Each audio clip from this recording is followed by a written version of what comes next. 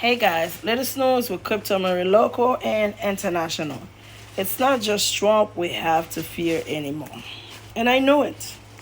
I knew it. Billed as a closing statement, Donald Trump's Sunday rally at Madison Square Garden was an orgy of hate. David Ram, a childhood friend of Trump's, called Kamala Harris the Antichrist and what may have actually been the least offensive attack in the entirety of the 6 hours rally. Businessman Grant Cardone insinuated the vice president was a prostitute, while radio host Sid Rosenberg called her husband a crappy Jew. Tucker Carlson said she had Samanon Malaysian low IQ before praising Trump for providing liberation from feeling obligated to tell the truth.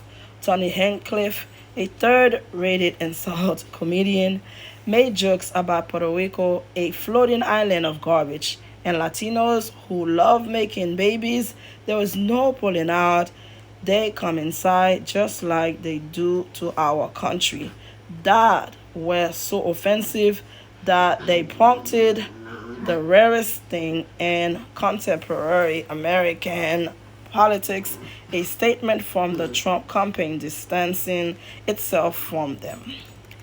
And the lead up to the rally, social media was full of reminders that the American Nazi Party had held an infamous event in Madison Square Garden's predecessor in 1939. The Trump rally lived up to that billing. It was a closing argument of unvarnished bigotry and hate, one that showed that the MAGA movement has become so much bigger than the men who founded it.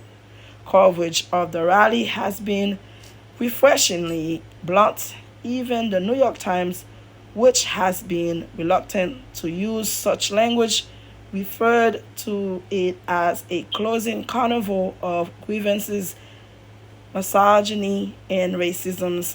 In one headline, what stands out though is how little Trump has factored into coverage. Yes, he eventually appeared on stage giving a long rambling and only periodically coherent speech that focused on his campaign's only real theme, that the United States is now a country occupied by immigrants, but Trump's presence was largely immaterial. The